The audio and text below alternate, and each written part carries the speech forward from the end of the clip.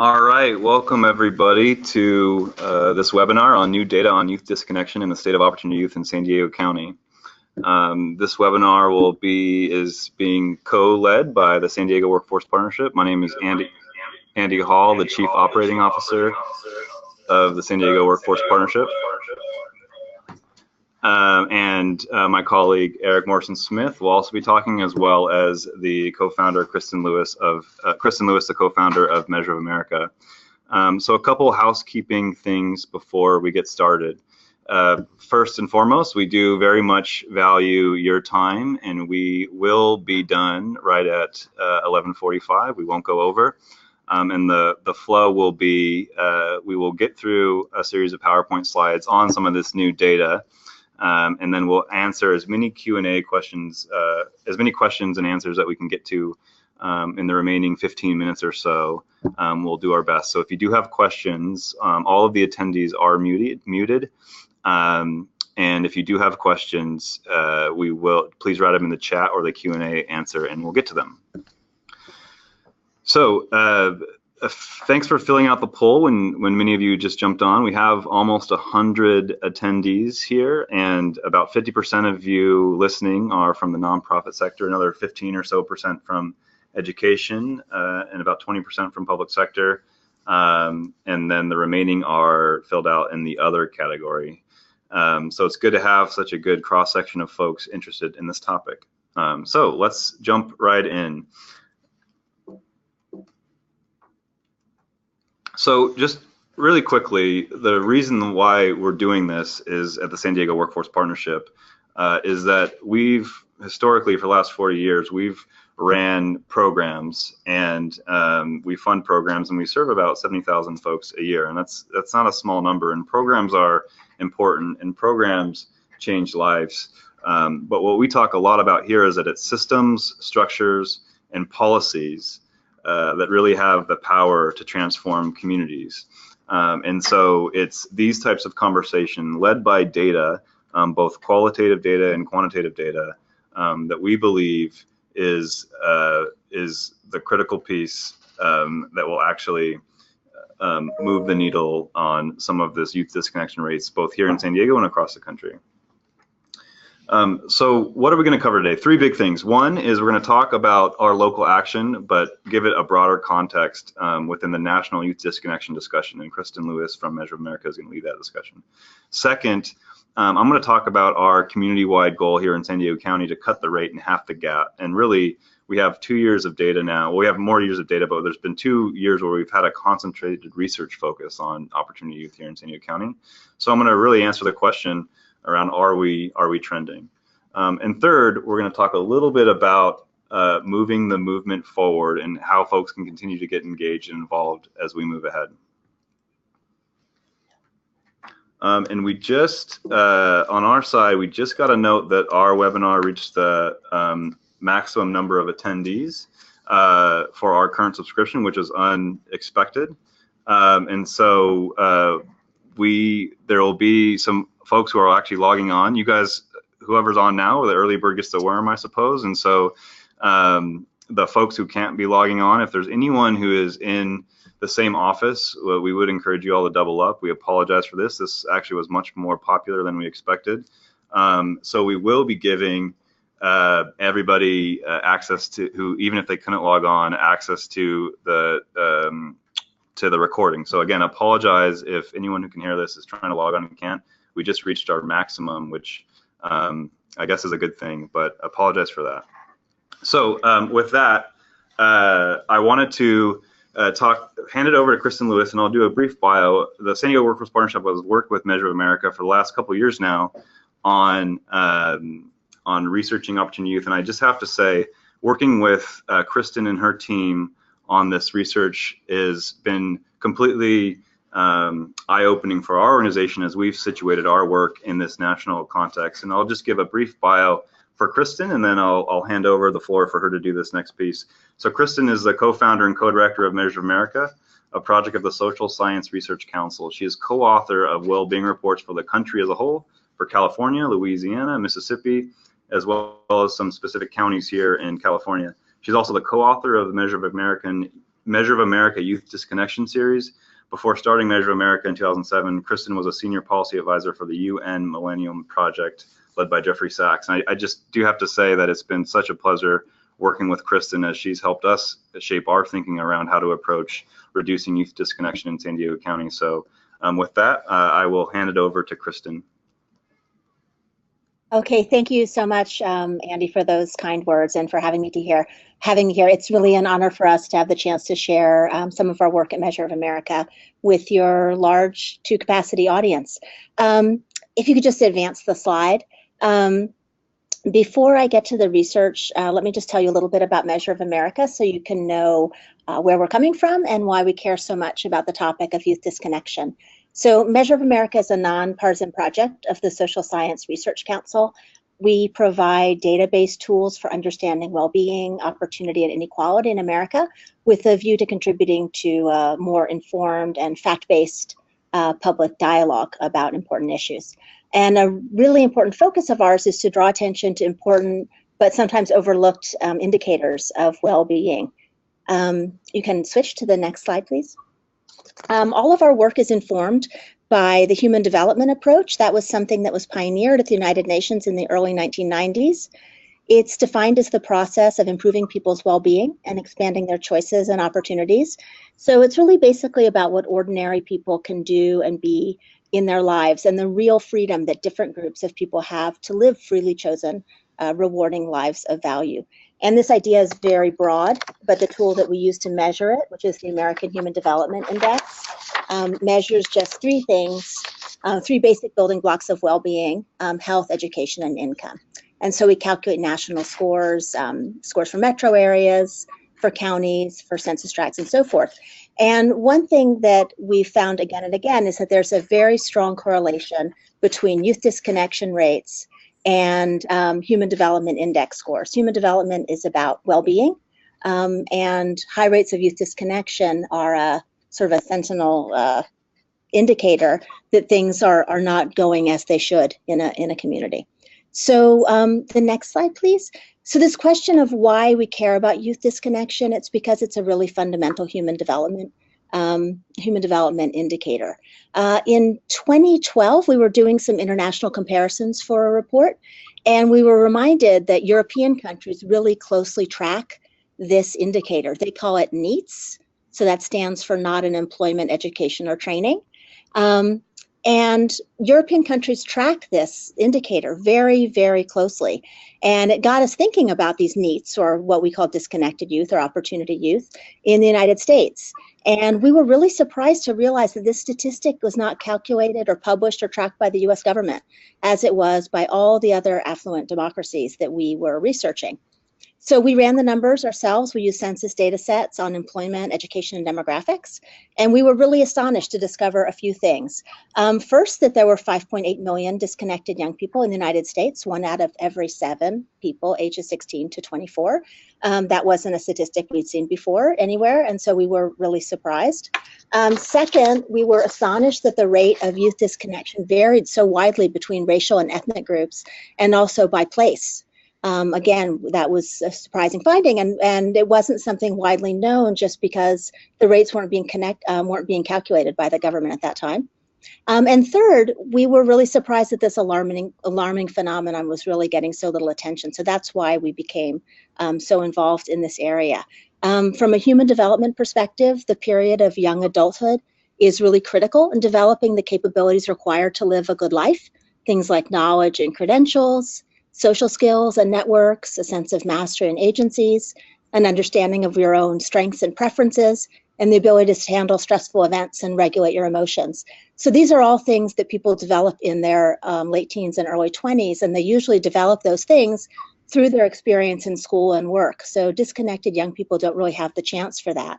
And as a result, it kind of stunts human development, and it closes off some of life's most rewarding and joyful paths, we would argue. So that's a little bit of background about who we are and why we care about youth disconnection. So now I'll just give you a sneak peek of the report that we're going to launch actually on Monday. So you're the first to see what's going to happen. If you could switch to the next slide, please. So the good news is that the rate of youth disconnection has fallen since the Great Recession, now for 6 years in a row. So the 2016 youth disconnection rate is 11.7%, and that's about 4.6 million young people. But that's roughly 1.2 million fewer young people being disconnected today than at the height of the youth disconnection sort of increase this decade, which was in 2010. That was the peak year, and you can see, looking at this chart, that the recession hit in 2009 or so. The rate went up, and it sort of stayed up, and it stayed up all the way pretty much until 2012, 2013, when it started to fall. So you can really see the way that the effects of the Great Recession lingered. And the reason that the rate has continued to go down are two things. One is, of course, the economic recovery. And the second thing is record high high school graduation rates. So those two positive trends are really benefiting disconnected young people. So that's the good news. The less good news is that although youth disconnection has decreased over time for all major racial and ethnic groups, the gap between groups with the highest and the lowest rates hasn't really narrowed appreciably. So there's still a chasm of about 20 percentage points in disconnection rates separating racial and ethnic groups at the top and the bottom. So Asian young people have the lowest rate of disconnection, around 6.6%. Native Americans have the highest rate, around 25.8%. So that's a huge gap. So as the overall number of disconnected youth has shrunk, the gaps between these different groups of young people persist. And in addition to racial and ethnic groups, young people living in poverty or with a disability, young mothers, people who've had any contact with the criminal justice system, they're all far more likely to be disconnected than their peers. So as the economy continues to recover, and a portion of young people find their way back into the worlds of school and work, those who are still struggling to connect probably face the greatest barriers to connection. So that's it for me. Thank you, Kristen. And so now I'm going to talk a little bit about the San Diego specific data. And I want to situate, just like Kristen did, about our organization's efforts in this work and put it in context. About 4 years ago, through some changes in federal legislation, as well as some fundraising and some philanthropy funds that we received, we've shifted about 95% of all of our funds that are focused on serving youth to directly preventing and reducing youth disconnection. And that's about $7 million here in the San Diego County. And I think that investment is important. That investment is important, and we're proud that we made it, but we really recognize that that's just a drop in the bucket for what's needed in San Diego County to sustainably reduce youth disconnection across all groups, as Kristen mentioned. Because in San Diego County, when we really started looking at this for the first time last year and released some research results at a conference that we held in April 2017 here in San Diego, we found that there were 43,000 disconnected youth in San Diego County, which is a disconnection rate of about 9.7. And so you'll look at this chart in context, and this is youth disconnection rates in San Diego County compared to the United States over the last, from 2010 to 2015. And you could say we're doing okay in San Diego, which wouldn't be wrong. Our youth disconnection rates are below the national numbers that Kristen just talked about. I will say, though, in a focus area of our research going forward is the military disconnect. San Diego has a big military installation, several installations here in San Diego County, and we know there's about 40,000 16 to 24-year-olds who are actually connected to the military. And 100% of those 40,000 young people, 16 to 24, who are in the military, are actually connecting. So we know that is deflating our disconnection rate a little bit. And as we go forward, we're going to start to think about non-military youth disconnection rates as well as our overall youth disconnection rates. That all being said, the youth disconnection rate in 2015 was 43,000, and we realized that there's no possible way within our own programs that we're going to actually move the needle on this, even though we do have $7 million or so each year invested specifically for this. Again, it's a drop in the bucket for what we need. And so what we did is we actually really internalized the national research that Kristen just talked about and Measure of America has led for the last couple of years. And I pulled out a specific quote that really resonated with me is, local communities, the federal government is probably not going to really drive action on this issue, and solutions need to come from local communities, and local communities need to set goals and work towards them together. So that means across sectors, whether from business to philanthropy, to government, to education, to youth and youth advocacy groups. And it means across systems, from the foster care system to the education system to the workforce development system. These goals, setting the goal and working towards them together is actually absolutely critical to having making a meaningful dent in this population level goal that we set on April 12th of last year at a conference that we called Flip the Script. And it was about flipping the script around youth disconnection. And we set two specific goals. We said, the rate at the time was 9.7, and we want to cut the rate of youth disconnection to 7.3. And I won't go into all the methodology that went around setting that target of 7.3 by the year 2020, but that's the goal that we want to set, that we're going to check ourselves against this year and all the years to come leading up to 2020. The second goal that we had is really one that's focused on equity.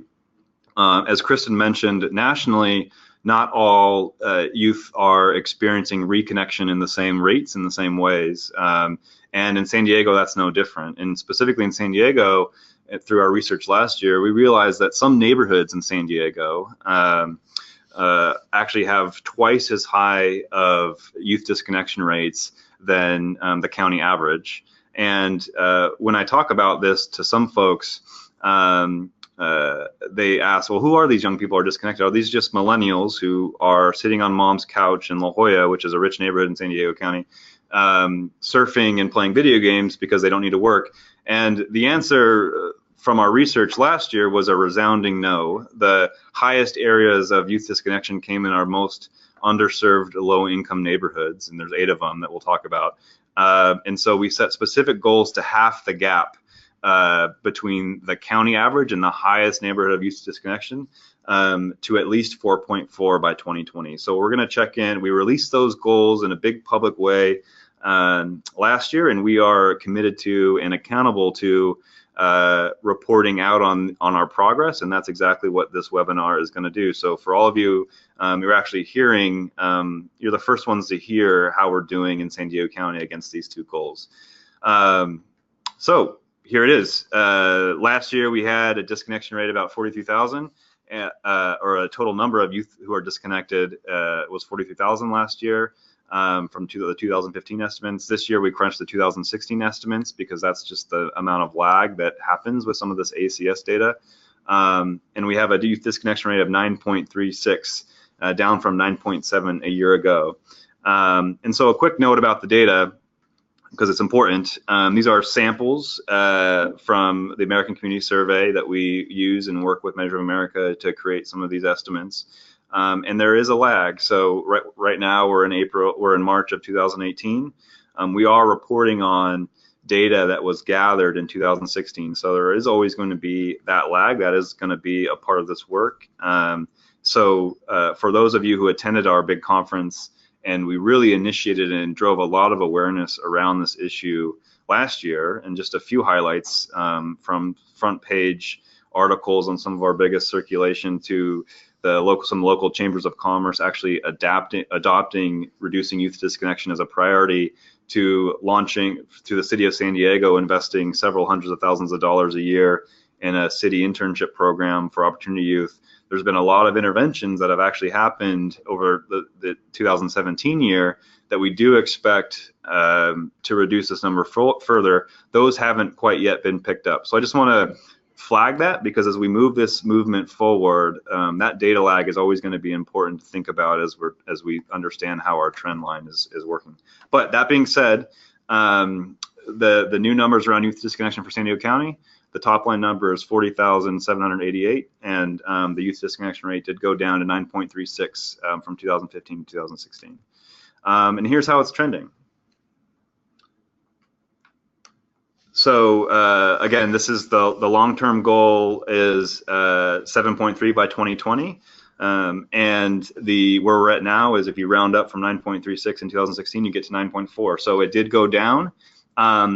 but I very much want to point out that it didn't go down enough if we're going to have a straight line trend line down to 7.3 in 2020. So there was some progress, but the progress wasn't as much as we'd like to see to get to our goal. Again, I will say this was before we really rolled out this kind of county-wide awareness campaign, I would call it, last year, and before some of these interventions and additional investments around youth, the related additional investments around youth disconnection, or reducing it rather, have come into play. So it'll be curious to see how that tracks next year. And this is something we did a little bit last year, but youth disconnection doesn't impact all young people in the same way. Disconnected youth in San Diego County are more likely to be a young person of color, more likely to be extremely poor than all youth in San Diego County. Not surprisingly, because they're not employed, more likely to not be insured in healthcare, not be insured by health insurance, because for so many folks in the United States, at least, health insurance is linked to employment. Much more likely to not have graduated high school, more likely to be married and be mothers, slightly more likely to be limited English proficient, and significantly more likely to be inexperienced in the labor force. And so that gives a little bit of a snapshot of who these young people are. As you can see, we're not talking about people, for the most part, we're not talking about a generation of young people who are not working because they don't have to or they don't want to. This is a systemic challenge with some of our highest need communities. And as our thinking is kind of continuing to evolve around youth disconnection, it really is, it's less of a label, and I'm still kind of formulating my own thinking about how to talk about this. But really the youth disconnection story could be flipped and really be a story about coming of age in America and coming of age in San Diego. As Kristen mentioned, 16 to 24 is a time when critical decisions are made about post-secondary education, critical behavioral and mental models are created about what someone should or couldn't be. And there's a lot of things that are going on that make coming of age in San Diego specifically very difficult. And for disconnected youth, it's not always a I'm disconnected period and then that is it. There's always on-ramps and off-ramps, around youth disconnection that we're still trying to understand. But clearly, it's something that the older you are in that 16 to 24 bracket, you're more likely to be disconnected, as 13.1% of San Diego's 22 to 24-year-olds are actually disconnected, compared to just 3.7% of 16 to 18-year-olds, and that makes sense intuitively, because under 18, it's actually, there's some legal requirements around attending school, where post 18 there's not. And so this is, I flag this just because this kind of coming of age narrative is something that we're going to really look at in future research. So the three big drivers of youth disconnection that we've talked about is, if we're actually going to create meaningful interventions to reduce youth disconnection, we have to understand some of the sub-measures around who these young people are and what's causing some of the disconnection. And so we've boiled it down to kind of three primary drivers. The first is disconnection in the education system. We've called it a leaky pipeline. As you can see from the graphic, 93% of disconnected youth in San Diego County, 93% of those 40,788 young people don't have a bachelor's degree. Almost 20% who are not in school and not working have less than a high school diploma. 49% have a high school diploma, but were never able to make that leap from high school to whether it's community college or an apprenticeship or a vocational training school or a four-year degree university. Almost half of these disconnected youth finished high school and couldn't make the leap. And doing some qualitative interviews with a youth council of young people that we have, there were some real insights into that. Of course, financial is a big one. A lot of these young people who are really, really high performing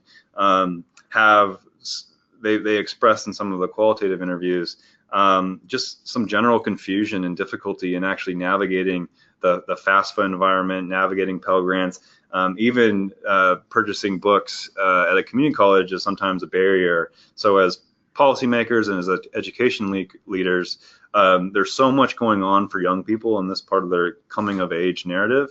What are the things that, how can we remove barriers, especially for those who come from low-income backgrounds or first-generation backgrounds? And then about 25% of the disconnected youth report some college. A very small, very small number of those have graduated from a 2-year degree, but the majority have not. They took a few classes, whether from a 2-year or 4-year institution, and dropped out. And again, some of the qualitative stories that we hear around this are around a lot of the reasons for the some college phenomenon are two things from our qualitative interviews. One is financial, the family's financial situation. Young people reported to us when we showed this data to them that yeah, it's because I was in school and I felt an obligation to get out of school and try to look for a job so I can support my family financially, and or the additional fees and expenses that come with a 2-year or 4-year degree. There was some of the young people in a very powerful way that touched me personally, expressed a feeling of guilt of going to school while their family was perhaps in their mind struggling. So that dynamic is real and serious, and our young people talked about that. So that some college number is, I think, very important and something for us as policymakers and funders and education leaders to think about. How do we remove any and all barriers that as we possibly can for folks who actually make it and then make it to post-secondary education. But overall, the leaky educational system, the leaky pipeline, as we call it, or disconnection education system, is important also from an economic development standpoint. Another piece of work that we do at the San Diego Workforce Partnership is we survey businesses around what are the skills that they need to grow their business and to hire the talent that they need to compete globally. Gone are the days, at least in San Diego County, where a high school diploma is enough. A post-secondary degree or industry certification of some level, whether that's through a registered apprenticeship, or that's through a community college, or that's through another vocational program or a 4-year university, by the vast majority of jobs in San Diego County that produce middle-class wages and family-sustaining wages require some level of post-secondary education. So to think that 93% of disconnected youth don't have that and are not working and are not in school is a big problem, not just for these young people and their families in our communities, but actually from an economic standpoint too, for the future of San Diego's global competitiveness. The second driver of youth disconnection is youth unemployment. So of the 40,700 young people who are disconnected, almost 13,000, as you can see from the slide, are actively looking for work, which is the definition of unemployment, and not finding it. And about 6,000 of those have worked in the past year. So what economists call perhaps frictionally unemployed, where maybe they were working and they weren't, they were laid off and they're looking for another job. And some of that stuff is just naturally, just depending on when the surveyor called and asked them what their experience is. And a lot of economists would actually argue that frictional unemployment is a good thing for the economy. You don't want every single person to stay in their job forever, because there might be more productive and efficient opportunities for them elsewhere. So looking for another job is not always necessarily a bad thing. But 7,000 of these young people are looking for work. The last time they worked was 1 year ago or never. And so these are young people who are at different levels of education, but are actively putting in resumes, showing up for interviews, and just not getting called back. And as a young man named Jahir told us when we talked to him a little bit about this, there's a kind of a catch-22 going out there in the marketplace, where almost every job is requiring some level of education that Jahir may or may not have, and almost all of these jobs are saying we want someone with experience. But Jahir's point is like, well, how do I get experience if no one's going to give me a chance? And there's some challenges in there where folks who are able to do some unpaid internships may have a leg up. And so one thing that we're really thinking about in this sense is, I think as a workforce agency, we are really promoting I guess discouraging employers from continuing practices of unpaid internships. Not only because we think it kind of exacerbates this challenge of, well, if you weren't getting in the door as a first part, and if you don't have the luxury to take an unpaid internship, you're not going to be able to jump in. But it also, I think, our employers are leaving talent on the table for folks like Jahir, who's an incredibly bright and talented young man, just because he doesn't have a certain set of experience on the table, and he just wants a chance to get in the door. So anyway, about 13,000 of these young people are actively looking for work and not getting a job. This actually went down quite a bit from last year. Last year's data that we shared from 2015 survey results, a little over 15,000 young people were actually looking for work. So that actually does reflect some continuing growth in the tightening of the labor market as more and more young people are actually going down. Almost 100% of the drop in the raw numbers of youth disconnection in San Diego County were a result of this one driver going down by 3,000. The number of young people who were in the disconnect from the education system, and then on this slide that I just turned to, the number of people who are not actively or not in the labor force, and I'll define that in a second, stayed the same from 2015 to 2016.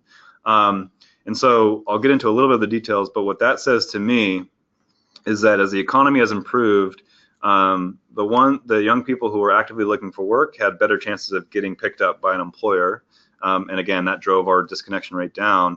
But the two harder drivers to really deal with from a system level perspective, the disconnection education system and the low labor force participation rates among young people, those stayed flat year over year. And those, in my mind, are two of the harder ones to tackle. That really takes deep partnerships and relationships across systems and policy changes. So there's yet work to be done yet, is the point there. But about 28,000 young people who are not working, and this is the one that gets me the most, 28,000 young people who are not working and not in school are also not looking for work. So they're not even in the game. And here is what this subpopulation of 28,000 young people looks like in San Diego. And in all of these factors, all these attributes are overrepresented in the not in labor force category of opportunity youth. So I won't call out all of them, but I'll call out some. Starting at the very bottom, the 8.2% of the young people who are not in the labor force are in the survey responded as institutionalized, and the vast majority of those are in the criminal justice system, so they're locked up. That's an area of policy reform and debate and thinking about alternatives to detention for young people, because as I think many folks have reported, locking young people in either juvenile facilities or adult facilities is having big negative impacts not only on county and city and state budgets, but also on communities that these young people come from, as well as their overall ability to reconnect with education and employment in the long term. So that's a big one that is driving this low labor force participation. Another one is just going up from there, non-citizens, with a lot of conversation around DACA, and some of the young people in our Opportunity Youth Council that we talked to did say that, yeah, there's so much uncertainty around their status, and San Diego being a community with high rates of DACA recipients, young people. Many employers aren't sure what to do if they can hire them. Some of the young people reported lots of confusion on some financial aid packages and college acceptance letters. Granted, there's ways, and many have gotten through and have gotten job opportunities and educational opportunities, but it's just an extra layer of uncertainty and confusion that makes it that much harder as these young people are coming of age to stay connected to work and school. So that was a big one. And also 15% of these folks who are not in the labor force are disabled, either physical or a mental disability. And then an overrepresented population around these young people are mothers. And actually, Kristen really challenged my own thinking in this point. And I don't know if Kristen is able to jump in here, but oftentimes we think about, these young people are in the labor force because they are because they're mothers, and so they're taking care of their children. That is certainly one thing that's going on. But as we unmute Kristen here, if she's able to jump on, she really challenged my thinking around, well, sometimes there's actually some of the conditions prior to being a mother actually lead to opportunity youth becoming more likely to be mothers. And I don't want to misquote it because Kristen lays it out so beautifully. So if Kristen, if you can share a little bit about how you frame that, I'd appreciate that. Sure, of course. I think it's logical to think that someone who has a small child, that's the reason she's disconnected. She has a child, and so of course it's very hard to get to classes and to hold down a job, things like that. And that's certainly true for some, that's certainly true once you have a child, that becomes a reality, and it's probably true for some people. But I think one thing that's important to think of is that, having a child is a wonderful thing. But it's something that connected young women defer, they put it off because they have other wonderful options in front of them. Maybe they're going to be able to go to college, or maybe they have a really interesting or exciting job or something like that. And they recognize that having a child would sort of get in the way of those things. And so they put off having a child. If you don't have a lot of appealing options or any appealing options, if you've gone to a high school that you were not very engaged in terms of your studies, if you didn't have a clear pathway to an apprenticeship or to a community college or a four-year college, if you don't have a lot of really appealing options, then one appealing option that is available to you is to have a child as a way to become an adult, in a sense. And I think that we do young women a real disservice when we don't think about that, and we don't think about enlarging the choices and opportunities available to young women, especially young women living in poverty. Thank you, Kristen. I appreciate that, especially since I kind of put you on the spot a little bit. So I'm checking the time, and I'm going to move us along. The second goal that we had, in addition to the cut the rate, and we really believe that as we kind of dig into some of those drivers, there's specific policy solutions that we'll talk about in a big conference we have coming up on April 12th that we'll talk a little bit about at the end of the webinar. But the other goal that we set as a community is really important to us as an organization, that we weren't just trying to reduce the top line numbers of youth disconnection in San Diego County, but we also had a lens of equity to this work. And so we set a goal, and I referenced at the beginning, around reducing the neighborhood disparities of youth disconnection. And unlike the cut the rate goal, where we're not quite trending where we want to be, but we believe we can get back on track, from 2016 to 2015 to 2016, as you can see on the left, we did actually reduce the rate of disparity from the countywide average in the neighborhood with the highest rate of disconnection quite a lot. And so in 2015, and so we are on track is the message there.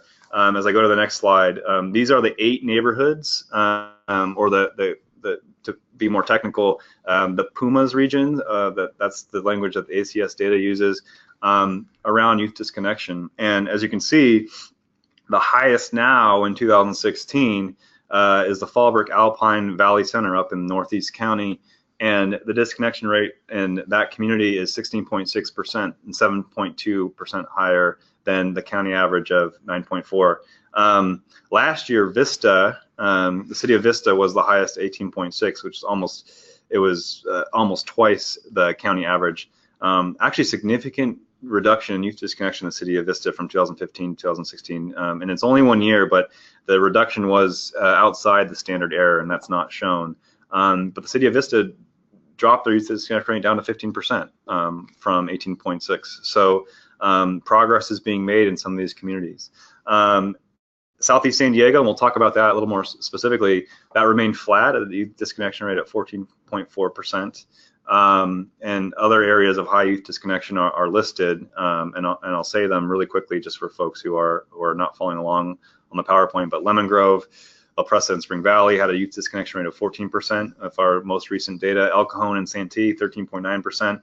West Chula Vista, National City, 12.1%, and East Escondido at 11.6%. So overall, the neighborhoods with the highest disconnection rates actually showed significant improvement in many cases from 2015 to 2016. So I think that's something as a community that we can be proud about. The only neighborhood was the South Otay Mesa and South Bay area actually increased from 2015 to 2016, which is now at 15.8%, the second highest neighborhood of youth disconnection, and that's up from 13.6% last year. So geography matters when predicting youth disconnection in San Diego County. And again, these are, for those of you who are not in San Diego County or familiar with it, these are pretty much the eight poorest neighborhoods in San Diego County.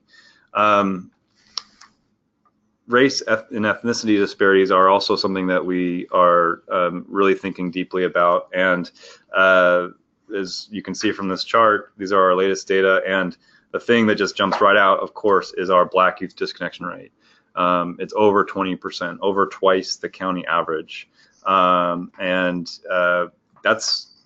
That's a big one. And I think as we think about our Half the Gap and our equity lens at our conference on April 12th, we're going to be thinking a little harder around how we have some focus around reducing Black youth disconnection in San Diego County.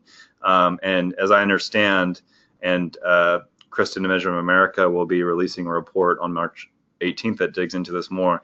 The city of San Diego has one of the highest Black youth disconnection rates of all of the largest metros in the country. So this is something that we as a community need to be thinking hard about, what interventions are happening and what systems are not working for young African Americans in our community. There's the county average. So we have a few minutes left. This was just a teaser. I'll come back and talk a little bit about and close the webinar and talk a little bit about where we go from here. But Eric Morrison-Smith is going to share a little bit about how folks can continue to stay engaged with this research.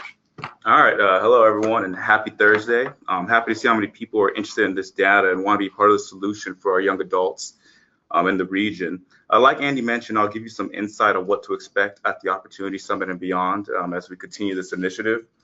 We genuinely are excited about this year's Opportunity Summit. The event will be Thursday, April 12th at the Town and Country. We're expecting about 750 people. Last year, we had a decent amount of youth there. We had about 50, but we've really made it a goal to actually get 125 young adults in attendance this year. If this is genuinely about the youth, we have to ensure that they're at the table and that their voices are being elevated and amplified. So we're excited to have a lot of youth there, not just talking about them, but talking with them. Last year was focused on awareness and telling the stories of our region's opportunity youth. This year, we will continue to tell those stories because it's a vital part of the Opportunity Summit, but we have also created space to discuss other issues that play a role in youth disconnection. To help facilitate these conversations, we've designed breakout sessions in the morning and afternoon, led by local and national organizations such as ACLU, Social Rescue Change, Mid-City CAN, GAP, and San Diego Unified. The 6 breakout sessions will be on issues that impact opportunity youth. So we have 6 different conversations around justice-involved youth, mental health, finding opportunity youth for your business and programs, bridging the gap in education, and advocacy for youth transportation. You know, our team has really been hard at work finding experts and young adults to lead these discussions. So really excited to get you all in the room and get some work done together. At the event, you'll also notice that art is heavily incorporated through poetry, music, visual arts, and more. As an organization, San Diego Workforce Partnership recognizes how important art is to our region's young adults. So we decided this summit would be an excellent opportunity to highlight some of the nonprofits out in the community that are doing work with youth. We're also going to have a Reason to Survive, have a arts expo on all the art will be created by young adults, and you'll be able to purchase art. So make sure you bring some cash. It'll be a great opportunity to have some beautiful art in your living room while at the same time helping some young adults. We have some other great activities and speakers planned for the event. Vice President at the Aspen Institute, Maureen Conway, will be giving a presentation and digging deep into some research related to opportunity youth. During lunch, we will have a supervisor candidate forum for D4, which is a very important race. And that will be moderated by Scott Lewis from Voice of San Diego. And all the questions that are formed for that candidate forum were actually created by Opportunity Youth. So that's a pretty exciting opportunity to have those questions from that perspective. So yeah, that's just some of the information about the event. I can't ruin all the surprises. I'm going to need you guys to just buy a ticket and be there April 12th at the Town and Country. One last thing, to keep these conversations going, Workforce Partnership will continue to have quarterly webinars. This one was obviously a data review and just talking about the state of opportunity youth in our region. But we'll continue to have these quarterly webinars. In the summer, we'll be discussing the leaky education pipeline, which Andy touched a little bit upon. In the fall, we will talk about youth unemployment. And in the winter, we will turn our attention to labor force participation. So be on the lookout for those. We'll continue to market it the same way we did this time, and we'll send emails so you guys are all informed about when those are going to be. And I know that we talked about the full report for this data a little bit. That will be released in the next coming weeks. I do not have the exact date, but be sure to be on the lookout for that. As you can tell, there's a lot of great information to review, and we are excited to continue having these conversations with you. I believe that the best solutions will come when we all work as a collective, so continue to join us. All right, so we have a little bit of time for some questions, probably about 3 to 5. So I'm going to turn it back over to Andy, and he'll handle that. Yep, and we responded to the chat. We got some good engagement to some of the questions that came through. One of them was around, can the ACS data show who is not in education unemployed and who is not in education not in the labor force, and if the numbers are broken down by race and ethnicity. I talked a little bit about that, and the full results of this PowerPoint was a summary of some of the full results of our latest research that we'll be posting on our website at opportunitysd.org in the coming weeks. I will say with the ACS data, these are sample sizes, for example, and sometimes the estimates are not reliable, so we don't share them because it wouldn't really be quite responsible from a research standpoint. For example, we do know that the estimates show a pretty high rate of Native American disconnection, even higher than African Americans. But again, the number is so small and the sample size is small that we leave that out, and that's just a limitation of the data. But to answer the question directly, we will be posting that on our website shortly. There's a couple more questions that have come in. I did. There's one question here. I did say commit to being done at 11:45, and I'm past that, which I do apologize. So we're going to answer one more question, then I'm going to wrap up. So a question that just came in from Jack Mills: what strategies are you using to pursue system change? I think there is. We will be covering a lot of this at our April 12th summit around the system structures and policies that we think need to be tweaked. For example, there will be, as Eric pointed out, we're going to be really digging into the state of free college in San Diego County. A lot of states have moved to complete free community college. San Diego, there's a thing called the San Diego Promise that removes, that intends to remove any and all financial barriers to post-secondary education. And then there's some logistical things that are that we're going to be talking about, but that is an example of how we're trying to move the conversation with some of the 4-year and 2-year institutions around. Let's remove that systemic financial barrier to post-secondary education, because if you think about the reasons that high school is free in this country, it was because everyone kind of realized that you needed a high school diploma to have a shot in the labor market. As the U.S. economy in San Diego specifically has more quickly shifted towards an innovation economy, where in a skills economy, again, from our research, it's pretty clear that a post-secondary education is critical to labor market success, and so that should trigger a new way of thinking about financing the right and responsibility around financing post-secondary education for our young people. That's just one example, and there's many around some systems change that we'll be talking about at April 12th. With that, we are 5 minutes over. We will respond to a couple. We have some other chatted questions that we received that we will respond individually to these folks, just to make sure that all questions are answered. But we really want, on behalf of Measure America and the San Diego Workforce Partnership, we really do appreciate all of you joining. We do apologize for those who will listen to this recording later who didn't make it under the 101 number. We had more folks who are interested than we thought. We need to up our subscription, it looks like, at GoToWebinar, and we will do that for the next one. But again, if you're listening to this as recording because you couldn't make it on, we do apologize, and we'll fix that going forward.